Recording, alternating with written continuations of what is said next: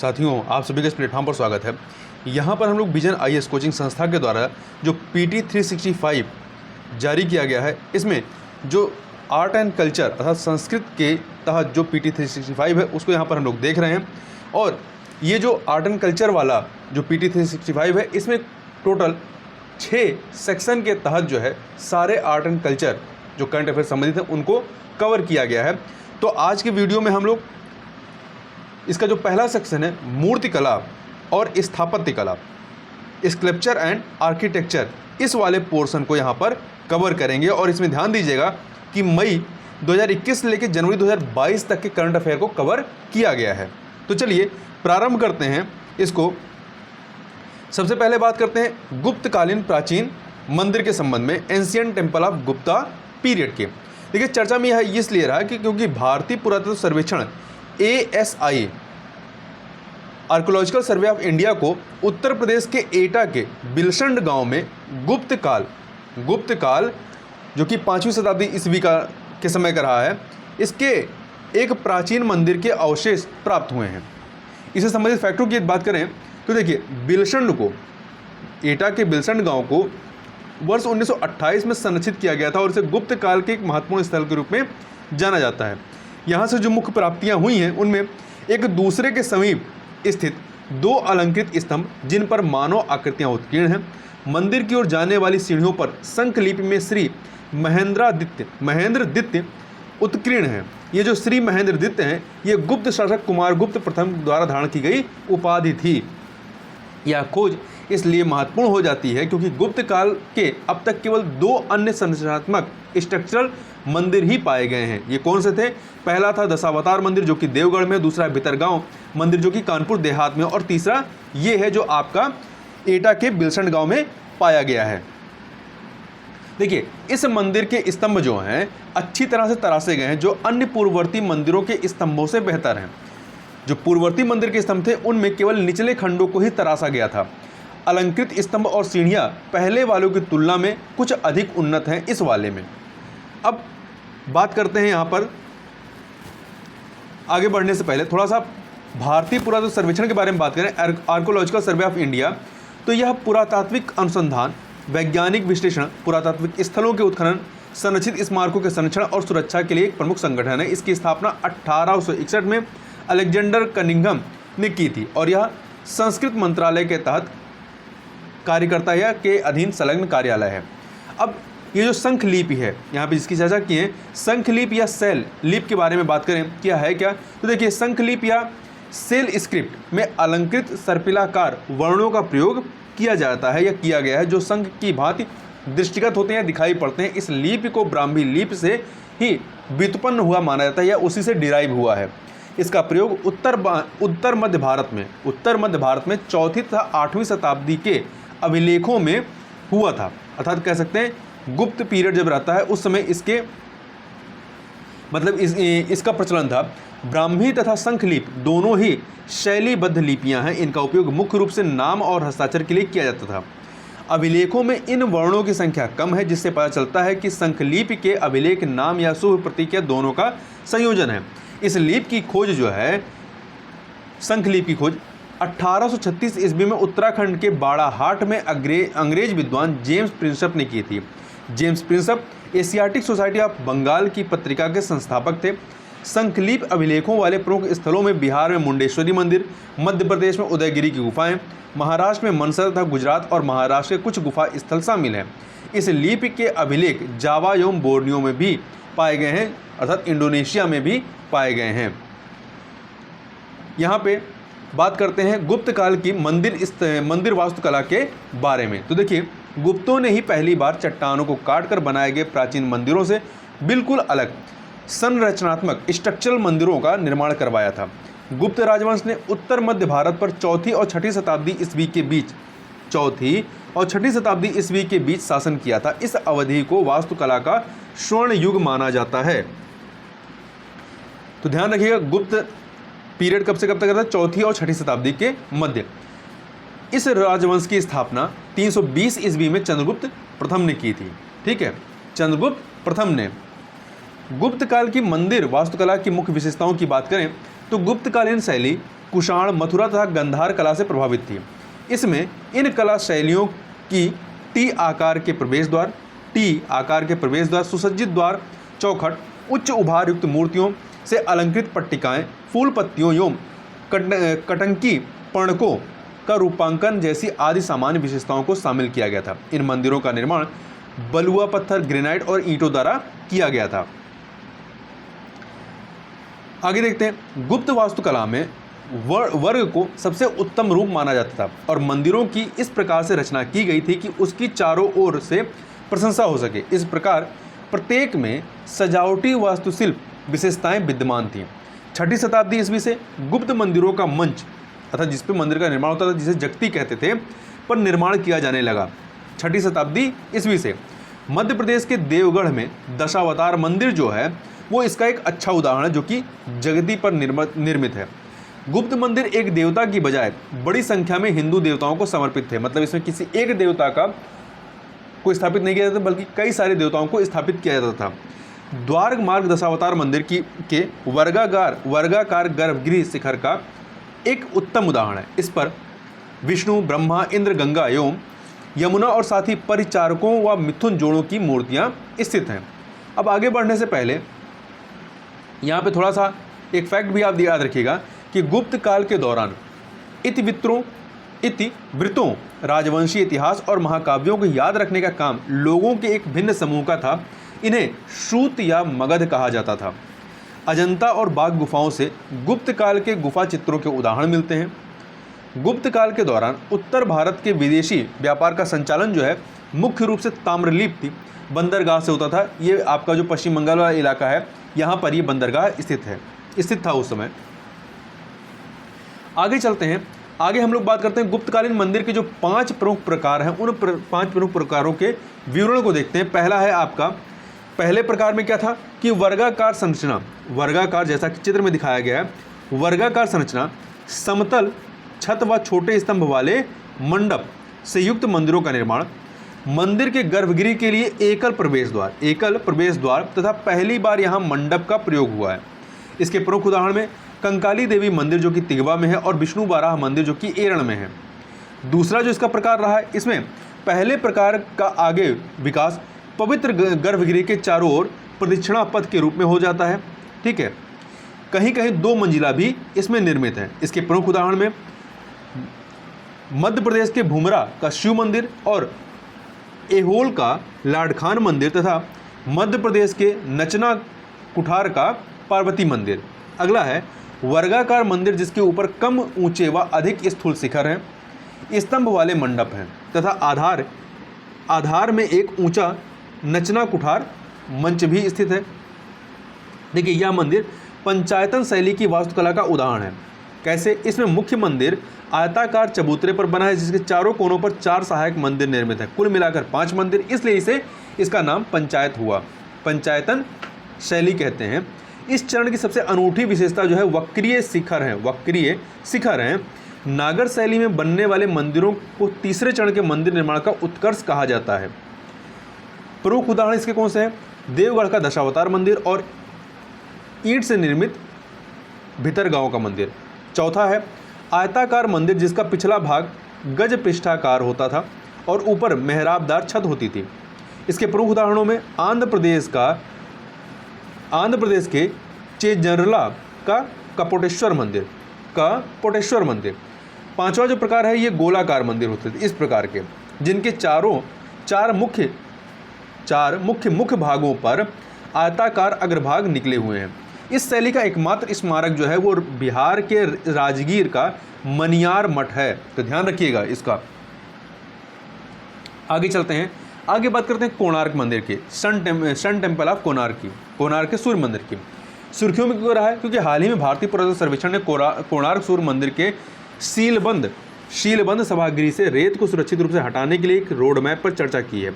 इस सभागृह को जिससे ये रेत हटानी उसे जगमोहन के नाम से भी जाना जाता है, जो कि चित्र में ऐसा दिखाया गया है। इससे संबंधित फैक्ट की बात करें तो जगमोहन को गिरने से बचाने के लिए अंग्रेजों ने इसमें रेत भर दिया था। वर्ष 2019 में किए गए अध्ययन में यह पाया गया कि रेत नीचे बैठ रही है और इसके परिणाम स्वरूप रेत की परत और संरचना के बीच 17 फीट का अंतर आ गया है। कोणार्क के सूर्य मंदिर की बात करें तो यह सूर्य देव को समर्पित एक मंदिर है। यह बंगाल की खाड़ी के तट पर स्थित है। इसके पत्थर के रंगों के कारण ही इसे ब्लैक पगोडा के नाम से भी जानते हैं। केंडुली ताम्रपत्र के अनुसार इसका निर्माण पूर्वी गंगवंश के राजा नरसिंहदेव प्रथम ने 1238 से 1250 ईस्वी में करवाया था। किंवदंतियों के अनुसार इस मंदिर का निर्माण भगवान कृष्ण के पुत्र सांबा ने करवाया था। वर्ष 1984 में इसे यूनेस्को के विश्व धरोहर स्थल की सूची में शामिल किया गया। यह प्राचीन संस्मारक और पुरातत्व स्थल एवं अवशेष अर्थात अमशर अधिनियम 1958 इंग्लिश में कहें तो ancient monuments and archaeological sites and remains act 1958 के तहत संरक्षित है। इसके निकटतम समुद्र तट चंद्रभागा को वर्ष 2018 में पर्यावरण स्वच्छता के लिए ब्लू फ्लैग प्रमाणन प्राप्त हुआ है। वर्ष 2016 में IIT के एक अध्ययन में मंदिर के पास ही लुप्त चंद्रभागा नदी की उपस्थिति के संकेत भी मिले हैं। इसके अतिरिक्त यहाँ पे कोणार्क नृत्य महोत्सव, चंद्रभागा महोत्सव का आयोजन किया जाता है।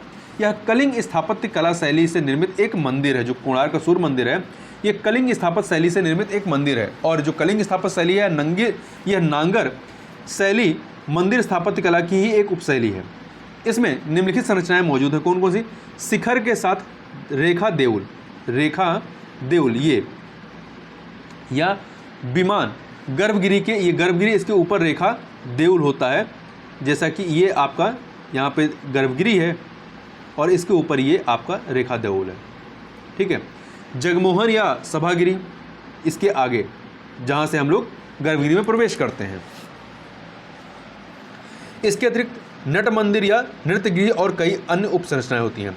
अपने संपूर्ण रूप में यह सूर्य देव के रथ का प्रतिनिधित्व करता है। इसमें बारीक नक्काशी किए हुए 24 पहिए हैं। इसके उत्तर एवं दक्षिण दोनों ओर 12 पहिए हैं। इनका व्यास 3 मीटर है। इस रथ को 7 घोड़ों द्वारा खींचते हुए दर्शाया गया है। 12 जोड़ी पहिए 1 वर्ष के 12 महीनों को दर्शाते हैं तथा 8 तीलियां जो हैं वो 8 पहर को दर्शाती हैं। साथ ही ये ऋतुओं और महीनों के चक्रों के प्रतीकात्मक रूपांकन को भी निरूपित करती हैं। 7 घोड़े सप्ताह के 7 दिनों के प्रतीक हैं। दीवारों या स्तंभों पर उत्कीर्ण अलंकारिक चित्र की बात करें तो इस पर शेर, संगीतकार और नर्तक इत्यादि के चित्र अलंकृत हैं। इसके अतिरिक्त मौजूदा जो 10 रुपये का नोट आप देखेंगे उसमें उसके पिछली तरफ इसी मंदिर के पहियों को दर्शाया गया है। मंदिर में प्रयुक्त पत्थरों की बात करें तो इसमें क्लोराइट, लेटराइट और हरे रंग के खोंड लाइट का प्रयोग किया गया है। मंदिर के विनाश की बात करें तो इसका कोई एक निश्चित कारण नहीं है, लेकिन निम्नलिखित किसी एक या अन्य कारणों से 1837 ईस्वी में मंदिर का अधिकांश हिस्सा नष्ट हो गया था। हालांकि केवल जगमोहन ही सुरक्षित शेष रह गया था। इसमें केवल ये वाला हिस्सा बचा, पीछे जो देउल वगैरह है ये नष्ट हो चुका है। इसके नष्ट होने का कारण क्या था? इसके कई कारण, जैसे कि इस्लामिक आक्रमण है, स्ट्रक्चरल जो दोष था इसमें, पत्थरों की अनुपयुक्तता या अपक्षय, मंदिर से चुम्बकों का निकाला जाना इत्यादि। कलिंग स्थापत्य कला शैली के बारे में यदि बात करें तो देखिए इस स्थापत्य कला का विकास प्राचीन कलिंग क्षेत्र में हुआ है। यह क्षेत्र महानदी एवं गोदावरी नदियों वर्तमान में पश्चिम बंगाल, उड़ीसा और आंध्र प्रदेश में फैला हुआ है के मध्य स्थित था। यह नागर मंदिर स्थापत्य कला की एक उपशैली है। कलिंग शैली के मंदिरों को आगे 3 अलग प्रकार के मंदिरों में वर्गीकृत किया गया है: रेखा देउल, पीड़ा देउल और खाखरा देउल। तो याद रखिएगा ये कलिंग शैली की ही उपशैलियाँ या अलग अलग प्रकार के मंदिर हैं। रेखा देउल के मंदिरों की बात करें तो इसकी योजना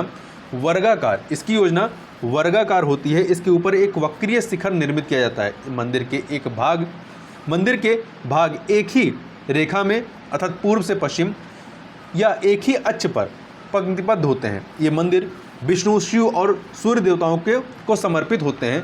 यह मंदिर की सबसे सामान्य शैली है। रेखा देउल, पीढ़ा देउल, इसकी योजना भी वर्गाकार होती है क्योंकि इसके शीर्ष पर क्षैतिज स्तरों या चबूतरों पर पिरामिड आकार का एक शिखर निर्मित किया जाता है। ये चबूतरे सामान्य तौर पर 3 स्तरों में व्यवस्थित होते हैं। ये मंदिर मुख्यतः विष्णु, शिव और सूर्य देवता को समर्पित होते हैं। इनका उपयोग मुख्य रूप से सभागिरी के लिए किया जाता है। खाखरा देउल, जिसके ऊपर जगमोहन होता है सभागिरी के ऊपर, खाखरा देउल यह ढोलनुमा आकृति का शिखर होता है। इसकी योजना आयताकार होती है जबकि जो अन्य थे वो वर्गाकार थे। इसमें लंबी छत होती है। यह द्रविड़ गोपुरम संरचना के समान होता है। यह चामुंडा और दुर्गा जैसी देवियों को समर्पित है। यह एक दुर्लभ किस्म की शैली है। इसके गर्भगृह में देवताओं को प्रतिष्ठित या प्रतिष्ठापित किया जाता है। मंदिर के विकास के चरणों की बात करें तो यहाँ पर कुल आपके 4 चरण हैं। पहला जो प्रारंभिक चरण होता है ये 6वीं से 9वीं शताब्दी ईस्वी का है। इस समय प्रमुख राजवंश कौन थे? भौमकर राजवंश। प्रमुख मंदिर परशुरामेश्वर मंदिर, बेताल मंदिर इत्यादि। दूसरा जो है संक्रमणकालीन चरण 9वीं से 11वीं शताब्दी ईस्वी में। प्रमुख राजवंश सोमवंशी राजवंश। सोमवंशी राजवंश प्रमुख मंदिरों में मुक्तेश्वर मंदिर, राजरानी मंदिर, लिंगराज मंदिर इत्यादि हैं। वहीं पर तीसरा जो चरण आता है परिपक्व चरण 11वीं शताब्दी से लेकर 13वीं शताब्दी के मध्य। प्रमुख राजवंश पूर्वी गंग राजवंश। इसी के समय में जो है आपका जगन्नाथ मंदिर और कोणार्क का सूर्य मंदिर का निर्माण होता है। ठीक है, पूर्वी गंग वंश में। तो देखिए इसके प्रमुख मंदिरों में आपके जगन्नाथ मंदिर से व्हाइट पगोडा कहते हैं, जबकि जो कोणार्क का सूर्य मंदिर उसे ब्लैक पगोडा कहते हैं। इसका पतन कब होता है? 14वीं से 16वीं शताब्दी में। इस समय प्रमुख राजवंश कौन थे? गजपति। रीजन क्या था पतन का? संस्कृत और साहित्य पर ध्यान देने के कारण मंदिर स्थापत्य कला का पतन होता है। अब आगे बढ़ने से पहले देखिए, ये तो हमने कोणार्क सूर्य मंदिर की बात की। कुछ अन्य सूर्य मंदिर हैं देश में, विभिन्न जगहों पर अन्य सूर्य जो मंदिर फैले हुए हैं, ये तो उनकी बात करते हैं। एक सेकंड, ज़्यादा आगे यहाँ पे ये जैसे आपका उत्तराखंड में कटरामाल सूर्य टेम्पल, असम में सूर्या पहाड़ टेम्पल, बिहार में दक्षिणार्क सन टेम्पल है, आंध्र प्रदेश में अरसावली सूर्य नारायण टेम्पल है। ठीक है, ध्यान रखिएगा, ये पूछा जा सकता है। तमिलनाडु में सूर्य नारायण कोविल है, गुजरात में मोडेरा सन टेम्पल है, मध्य प्रदेश में ब्रह्मन्याय देव टेम्पल है और जम्मू कश्मीर में मोरतंड या मार्तंड सन टेम्पल है। ठीक है, तो इन सन टेम्पलों को याद रखें कहाँ पे हैं। आगे चलते हैं, आगे बढ़ते हैं शयनावस्था में बुद्ध के बारे में। तो सुर्खियों में क्यों रहा है? देखिए, बिहार स्थित बोध गया में बुद्ध अंतर्राष्ट्रीय कल्याण मिशन मंदिर में भारत की सबसे बड़ी शयनावस्था में बुद्ध की प्रतिमा प्रतिष्ठापित की जा रही है। कहाँ पर? बिहार में। शयनावस्था में बुद्ध के बारे में यदि बात करें तो देखिए, शयनावस्था में बुद्ध की प्रतिमा उनके रोगी काया के अंतिम क्षणों के दौरान की अवस्था का चित्रण करती है। इसे परिनिर्माण चरण के रूप में संदर्भित किया जाता है। ज्ञातव्य यह है कि परिनिर्माण मृत्यु के उपरांत चरम मोक्ष का वह चरण है जिसे केवल प्रबुद्ध बौद्ध मनीषियों द्वारा ही अर्जित किया जा सकता है। शयनावस्था में बुद्ध की मूर्तियां उन्हें अपनी दाहिनी ओर लेटे हुए दिखाती हैं। उनका सिर एक तकिए पर या उनकी दाहिनी कोहनी पर टिका हुआ है। यह प्रतिमा दर्शाती है कि सभी प्राणियों में जागृत होने तथा मृत्यु और पुनर्जन्म के चक्र से मुक्त होने की क्षमता विद्यमान है। शयनावस्था में बुद्ध को पहली बार गंधार कला में चित्रित किया गया था। यह फैक्ट याद रखिएगा। यह जो गंधार कला है, यह कला 50 ईसा पूर्व से 75 ईस्वी के मध्य आरंभ होती है तथा कुषाण काल के दौरान प्रथम से 5वीं शताब्दी ईस्वी के मध्य अपने चरमोत्कर्ष पर पहुंचती है गांधार कला। अब हम लोग भारत में शयनावस्था में जो बुद्ध की प्रतिमाएं हैं या शयनावस्था में जो बुद्ध हैं उनके बारे में बात करने से पहले थोड़ा सा यहाँ जानते हैं कि बोधिसत्व पदमपाड़ी का चित्र जो है अजंता के सबसे प्रसिद्ध चित्रों में से एक है। बोधिसत्व ने, इस जो चित्र है इसमें कैसा दिखाया गया? बोधिसत्व ने हाथ में एक पद्म अर्थात कमल का फूल पकड़ा हुआ है, उनके कंधे चौड़े हैं और उनका शरीर एक हाथ की ओर झुकी हुई अवस्था में, जो चित्र को एक गति प्रदान करता हुआ प्रतीत होता है। अब थोड़ा सा आगे बढ़ने से पहले गंधार कला जो शैली है इसकी विशेषताओं की बात करते हैं। तो इस पे प्रभाव किसका है? इसे यूनानी या हेलेनिस्टिक कला या हिंद यूनानी कला भी कहा जाता है गंधार कला को। इसमें बलुआ पत्थरों के प्रकारों का इस्तेमाल किया गया, जैसे ग्रे या नीला धूसर बलुआ पत्थरों का। धार्मिक प्रभाव, तो इसमें मुख्य रूप से बौद्ध धर्म का ही प्रभाव है गंधार कला पे। गंधार कला शैली के संरक्षक कौन थे? तो कुषाण राजवंश रहा है। क्षेत्र कहाँ है, इनका विस्तार कहाँ रहा है? उत्तर पश्चिम सीमांत क्षेत्र में। मूर्तियों की विशेषता की बात करें तो आध्यात्मिक बुद्ध जिसमें दाढ़ी एवं मूछें हैं, कम आभूषण पहने हुए, लहराते केश, बड़ा ललाट, बड़े कान, आंखें आदि बंद, सिर पर उभार इत्यादि, इसमें जो बुद्ध को दर्शाया गया इस प्रकार से दर्शाया गया है। देखिए, कुछ फैक्टों को याद रखिएगा कि हाल ही में कर्नाटक के उडुपी जिले में अलेम्बी में बुद्ध की लघु मूर्ति प्राप्त हुई। यह मूर्ति कोमल बलुआ पत्थर से निर्मित है। यह सारनाथ बुद्ध की प्रतिकीर्ति की तरह दिखती है। बुद्ध धर्मचक्र परिवर्तन मुद्रा में कमलासन पर विराजमान है और यह मूर्ति गुप्त शैली में निर्मित है। अब आगे चलते हैं। देखिए, भारत के बाहर में आपका पहले बात करते हैं, भारत में शयनावस्था में बुद्ध की बात करते हैं। देखिए, अजंता की गुफा संख्या 26 में 24 फुट लंबी और 9 फुट ऊंची शयनावस्था में बुद्ध की मूर्ति है। किसमें? अजंता की गुफा में, ठीक है, जिसके बारे में माना जाता है कि इसे 5वीं शताब्दी ईस्वी में निर्मित करवाया गया था या किया गया था। कुशीनगर जो वर्तमान उत्तर प्रदेश में है, जहाँ पे बुद्ध ने महापरिनिर्वाण प्राप्त किया था, तो कुशीनगर में परिनिर्वाण स्तूप के भीतर 6 मीटर लंबी लाल बलुआ पत्थर की एक एकाश्म शयनावस्था में बुद्ध की मूर्ति प्रतिष्ठापित है।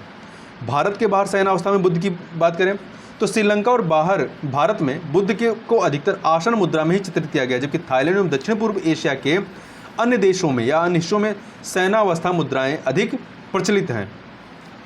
विश्व में सबसे बड़ी शयनावस्था में बुद्ध की प्रतिमा जो है 600 फीट ऊंची बिनशिन ताब्या बुद्ध प्रतिमा है। बिनशिन ताब्या बुद्ध प्रतिमा है, शयनावस्था में है ये, ठीक है। इसे वर्ष 1992 में 1992 में म्यांमार के मौला मियायान में निर्मित किया गया था। पाकिस्तान के खैबर पख्तूनख्वा प्रांत में स्थित भामला बुद्ध परिनिर्वाण को विश्व में अपनी तरह की सबसे पुरानी मूर्ति माना जाता है। यह 1800 वर्ष से अधिक प्राचीन है। 15वीं शताब्दी के अंत में कंबोडिया के अंगकोर में बाफून के हिंदू मंदिर स्थल पर शयनावस्था में बुद्ध की 70 मीटर ऊंची मूर्ति निर्मित की गई थी, कंबोडिया में। आगे चलते हैं। अब बात करते हैं बौद्ध धर्म के तहत विकसित जो 4 प्रमुख संप्रदाय हैं उन संप्रदायों की। देखिए, सबसे पहला आता है हीनयान संप्रदाय। इसका अर्थ है छोटा यान, छोटा वाहन या यान। यह बौद्ध धर्म की रूढ़िवादी शाखा है। इसमें बुद्ध के मूल धर्मोपदेश के अनुयायी शामिल हैं। यह संप्रदाय मूर्ति या मूर्ति पूजा में विश्वास नहीं रखता है। जनता से संवाद स्थापित करने के लिए इसके विद्वान पाली भाषा का प्रयोग करते थे। महायान संप्रदाय, इसका अर्थ है बड़ा वाहन। यह अधिक उदारवादी संप्रदाय है। ये बुद्ध के देवत्व में विश्वास रखते हैं। इस संप्रदाय का मानना है कि बोधिसत्व जो हैं बुद्ध के अवतार हैं। यह बुद्ध की मूर्ति पूजा में विश्वास रखता है। इस संप्रदाय के विद्वान मुख्य रूप से संस्कृत भाषा का प्रयोग करते थे।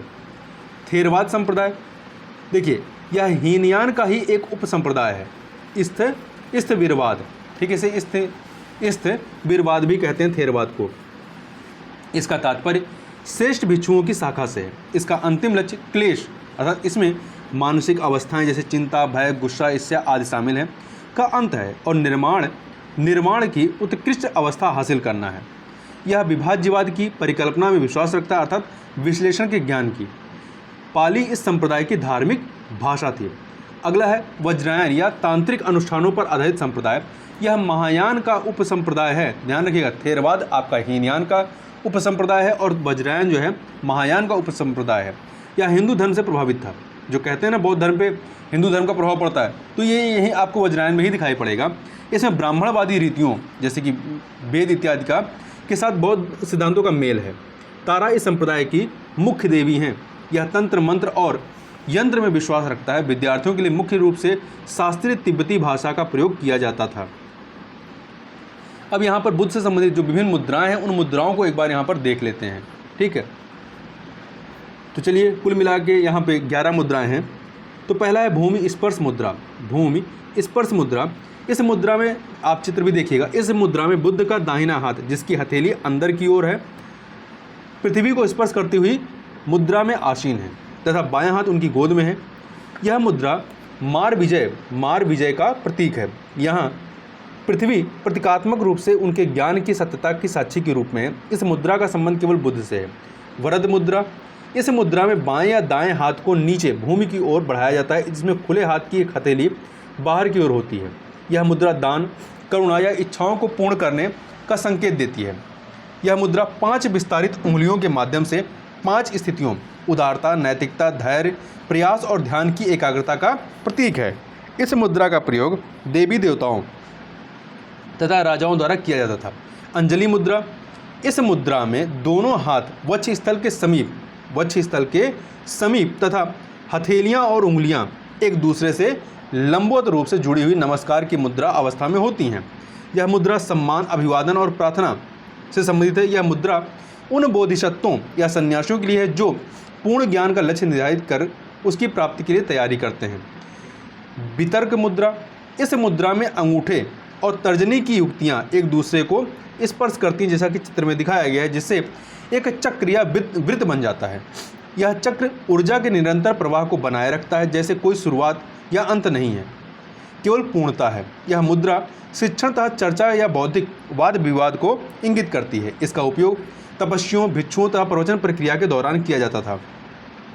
अभय मुद्रा, इस मुद्रा में दाहिने हाथ की हथेली बाहर की ओर तथा उंगलियां सीधी लंब रूप और आपस में जुड़ी हुई अवस्था में होती हैं। यह मुद्रा निर्भयता को इंगित करती है।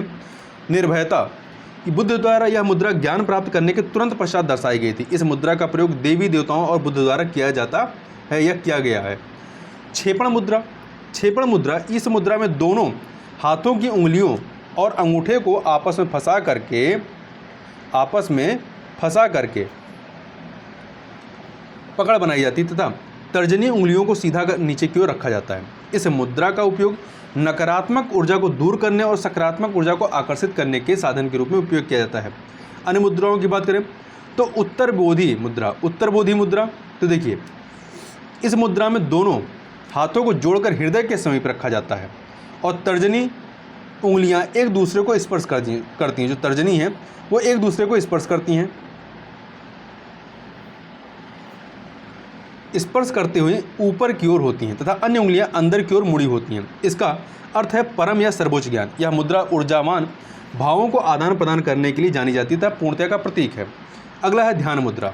इस मुद्रा में दोनों हाथों को अंगूठे की युक्तियों के साथ गोंद में रखा जाता है और उंगलियां एक दूसरे को स्पर्श करती हैं, जैसा कि चित्र में दिखाया गया है। यह मुद्रा ध्यान को इंगित करती है। इसे समाधि या योग भी कहा जाता है। यह बुद्ध द्वारा बोधि वृक्ष के नीचे अंतिम ध्यान के दौरान इस मुद्रा को उपयोग किया गया था। यह मुद्रा बुद्ध, भिक्षुओं और तपस्वियों से संबंधित है।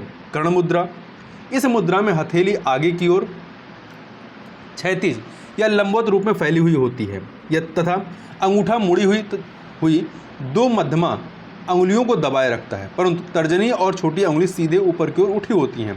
यह मुद्रा बुराई का उन्मूलन करने तथा राक्षसों और नकारात्मक ऊर्जा को दूर करने का संकेत देती हैं। धर्मचक्र मुद्रा, इस मुद्रा में दोनों हाथ शामिल होते हैं। दाहिना हाथ वक्षस्थल पर होता है और हथेली बाहर की ओर होती है। तर्जनी और अंगूठे की युक्तियों को मिलाकर एक रहस्यवादी चक्र बनता है। बायां हाथ अंदर की ओर मुड़ा हुआ होता है और इस हाथ की तर्जनी अंगुली व अंगूठा दाहिने हाथ के घेरे को स्पर्श करने की अवस्था में होते हैं। यह मुद्रा धर्म या कानून के घूमते चक्र को संदर्भित करती है। इस मुद्रा का उपयोग या प्रयोग बुद्ध द्वारा केवल सारनाथ के मृग शिखावन में अपने प्रथम उपदेश के दौरान किया गया था। वज्र मुद्रा की बात करें तो इस मुद्रा में बाएं हाथ की सीधी तर्जनी को दाहिने हाथ की मुट्ठी में रखा जाता है। यह मुद्रा ज्ञान या परम ज्ञान के महत्व को दर्शाती है। अब जो अन्य महत्वपूर्ण सुर्खियां हैं उनको देखते हैं। तो सबसे पहले बात करते हैं हरियाणा में 1600 वर्ष प्राचीन स्थायी बस्ती के पुरातात्विक प्रमाण प्राप्त हुए हैं। देखिए इस पुरातात्विक स्थल की खोज हरियाणा के संधाई गांव, जो कि यमुना नगर जिले में स्थित है, के निकट की गई। इसका संबंध पौराणिक सरस्वती नदी के समीप के विलुप्त हो चुकी बस्तियों से है। पौराणिक नदी सरस्वती प्राचीन हिंदू ग्रंथों में वर्णित है। इस नदी के बारे में माना जाता है कि यह नदी 5000 वर्ष पूर्व अस्तित्व में थी, लेकिन भूकंप और अन्य भौगोलिक गतिविधियों के कारण भूमिगत रूप से विलुप्त हो गई।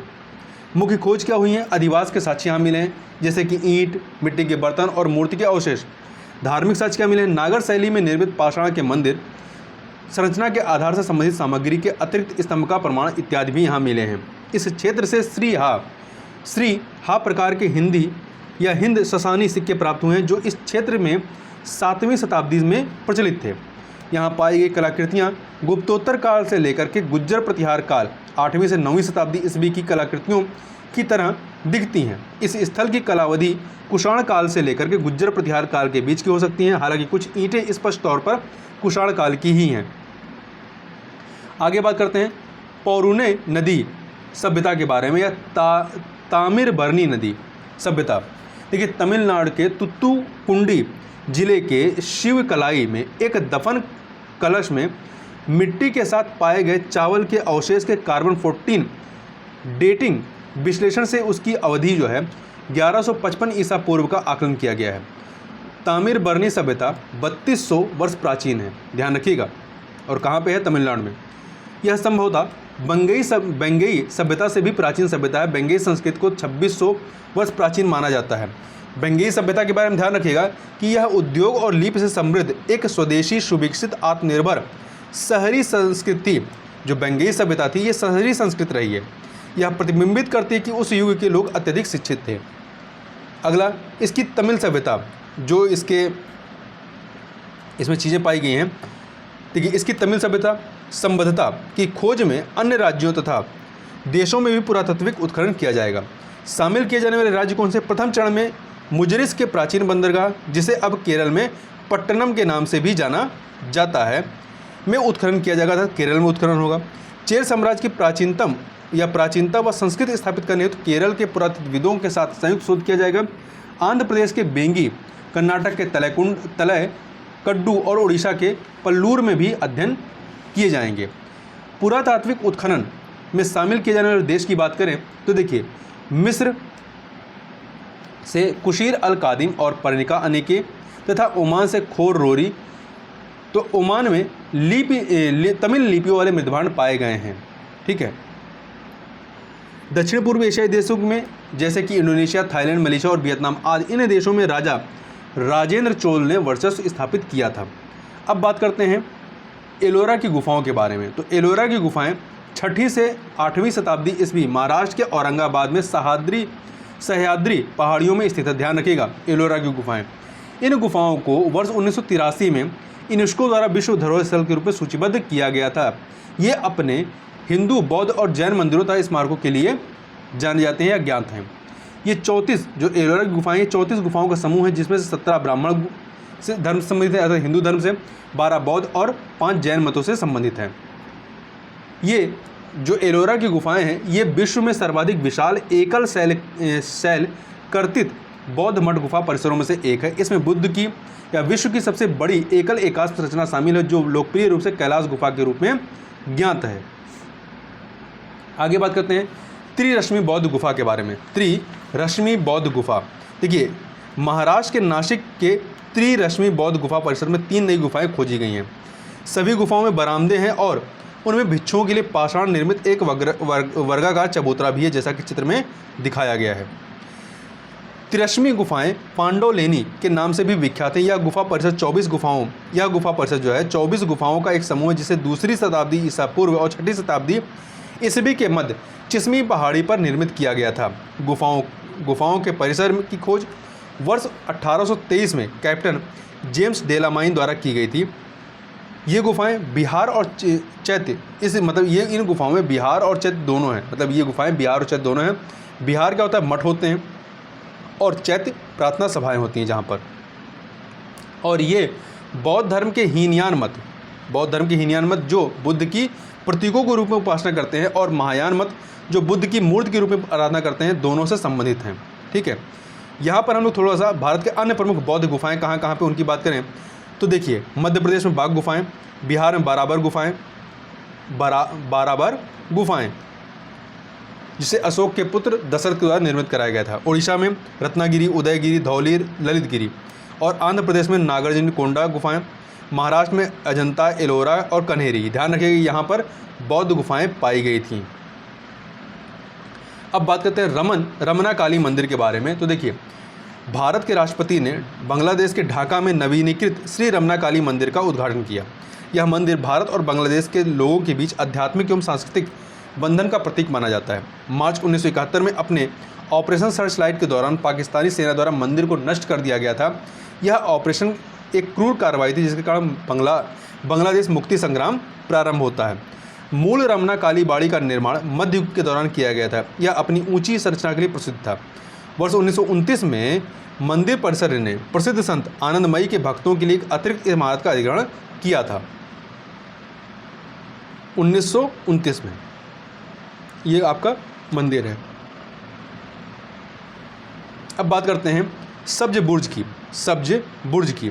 तो देखिए, दिल्ली में हुमायूं के मकबरे के समीप स्थित सब्ज बुर्ज का मकबरा एक अष्टकोणीय मकबरा है। ठीक है। इसकी संरचना जैसा कि आप यहाँ पे चित्र में देख सकते हैं, इसकी संरचना में शीर्ष पर एक नीला गुंबद है, शीर्ष पर एक नीला गुंबद है और इसे लोकप्रिय रूप से नीली छतरी के रूप में जाना जाता है। कुछ मुगल इतिहासकारों के अनुसार सब्ज बुर्ज मकबरा फ़हीम खान के लिए बनवाया गया था, जिसकी मृत्यु 1626 ईस्वी में हो गई थी। और वह जो फ़हीम खान था यह चौथे मुगल सम्राट जहांगीर के शासनकाल के दौरान अब्दुल रहीम खान का सेवक था। यह मध्य एशिया के समान तैमूरी स्थापत्य शैली को प्रदर्शित करता है। आपका सब्ज बुर्ज जो मकबरा है, इसके नीचे दफनाए गए व्यक्तियों की पहचान के बारे में कोई उल्लेख यहाँ पर नहीं किया गया। हालांकि शुद्ध सुनहरे और लेपिज रंग में चित्रित इसकी दोहरी गुंबद संरचना से युक्त छत के कारण इसका अत्यधिक महत्व है। इसके संरक्षण के प्रयास शुरू होने के बाद इसने सभी का ध्यान आकर्षित किया है। लाजवर्द अर्थात लैपिस लाजुली एक गहरे नीले रंग की एक कायांतरित चट्टान है। ध्यान रखिएगा, लाजवर्द एक नीले रंग की कायांतरित चट्टान है। इसका उपयोग अर्धकीमती पत्थर के रूप में किया जाता है। इसे प्राचीन काल से ही अपने गहरे रंग के कारण अत्यधिक मूल्यवान माना जाता रहा है। तो इस प्रकार से यहाँ पर हम लोगों ने आर्ट एंड कल्चर जो PT 365 है, इसका जो पहला सेक्शन था मूर्तिकला और स्थापत्य कला, इसको यहाँ पर समाप्त करते हैं। इस वीडियो में बस इतना ही। मिलते हैं नेक्स्ट वीडियो में, तब तक के लिए बहुत बहुत धन्यवाद।